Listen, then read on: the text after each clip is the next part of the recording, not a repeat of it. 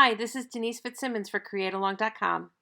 Today we're going to make some bright, springy, summery doodle components that you can use in your jewelry designs or your multimedia projects. Let's get started.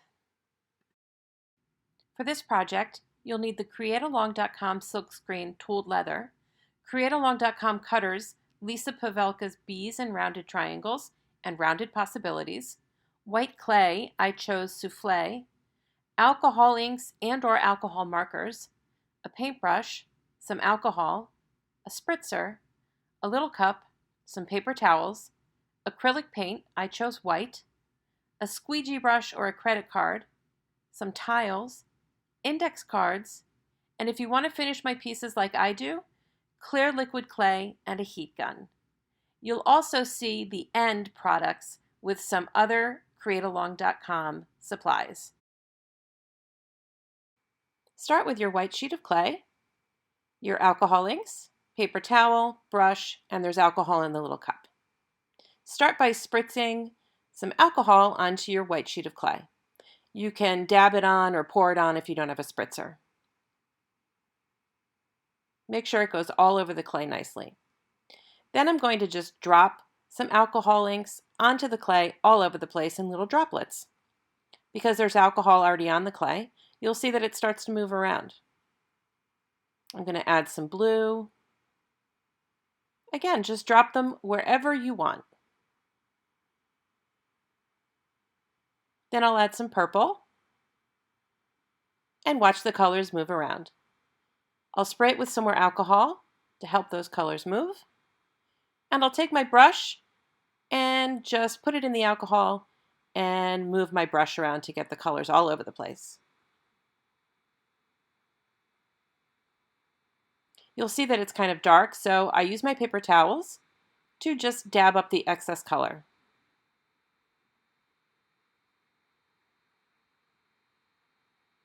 I'm going to spray it with alcohol again, which is kind of a cool effect. You could leave it like that with those little droplets showing. But I decided I'm going to add some more blue. You can add whatever colors you like. The great thing about this technique is that you can use whatever colors you want, and you can move the colors around however you want to. I'm going to just dab up some excess ink here, move it around.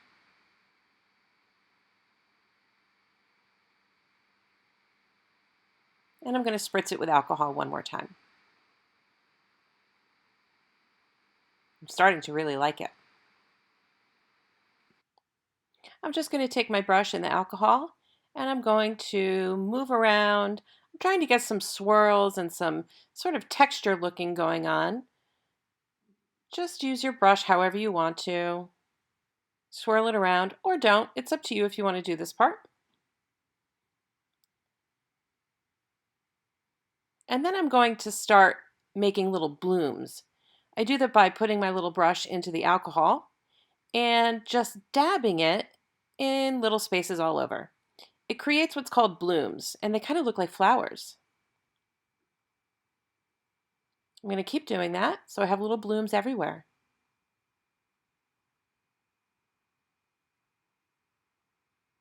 You decide how many blooms you want or how few blooms you want. I kind of like them all over the place. You can even put blooms inside of blooms.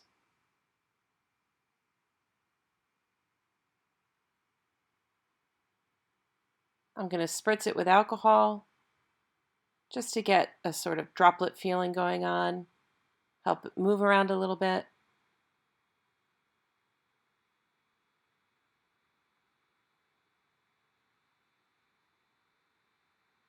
You can add as much or as little alcohol as you want. It depends on what kind of style you're going for, what kind of look you're going for.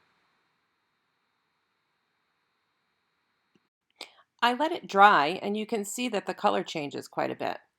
Now I'm going to use a yellow alcohol marker, any brand that you like, and I'm going to add little centers to my blooms. Just going to put them all over the place, just to add some more color.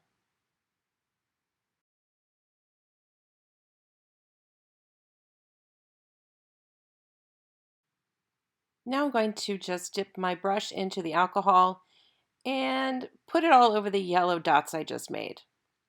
This helps them move around a little bit, blend more with the other colors.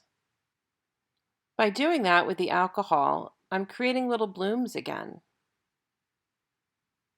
which is a really cool effect, I think. The more blooms, the better, if you ask me. All right, I think I like that. Now it's time to silk screen. I'm going to give it a try with my tooled leather silk screen from createalong.com. I have white acrylic paint and a little squeegee brush. You can use a card or anything that you usually use to do your silk screening. I'm just going to put the corner down of the silk screen. I just want to see if the white looks good on this color. I was trying to decide white or black, so I'm going to try the white. Just put a little bit on your squeegee brush and brush it over the silk screen. Lift it up carefully, and voila! I really love that look. So I'm just going to clean off my silk screen and put it down over the piece. You won't be able to burnish it well because you have alcohol ink on the clay already. So just hold it in place while you do this. Put your acrylic paint on and use your squeegee brush to move it all over the place. Make sure you don't have too much on there. You want to kind of squeegee the excess off and then lift up your silk screen really carefully. I love it. Wash your silk screen and your squeegee brush right away. Once the acrylic paint has dried, you can decide what cutters you want to use. I'm going to use createalong.com cutters. And I played around with the placement of them and decided that this is what I like best. I'm going to push down, move it around a little bit, give it a little wiggle. Push them down nicely, wiggle them around. And I'm just going to lift up the excess clay.